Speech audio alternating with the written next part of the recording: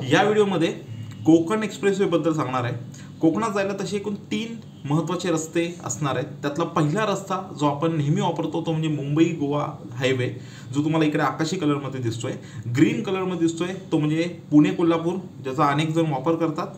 आणि तिसरा जो सगळ्यात महत्त्वाचा प्रपोज असणार आहे, आता होणार आहे, तो म्हणजे 376 किलोमीटर लांब असलेला जो रेड कलरमध्ये दिसतोय, जो कोस्टल रोडने जाईल, तो म्हणजे कोकण एक्सप्रेसवे। 376 किलोमीटर, 3 जिल्हे, 17 तालुके, रायगड, रत्नागिरी आणि सिंधुदुर्ग, आणि एकूण ते 17 तालुक्यांमधून हा एक्सप्रेसवे जाणार आहे। एक्सप्रेसवेचा अर्थ असतो की 6 लेन किंवा त्यापेक्षा जास्त मोठा हायवे असेल, ज्याची लेन 100 मीटरपेक्षा जास्त असते आणि त्याच्यामध्ये 5 जास्त नसतात। वन वे डायरेक्टली तो सुसाट जातो आणि त्यामध्ये अनेक हाय टेक्नॉलॉजीज टेक्निक्स त्यामध्ये वापरल्या जातात आणि प्रवास सुखकर होत असतो। बघूया हा कधी बनतो।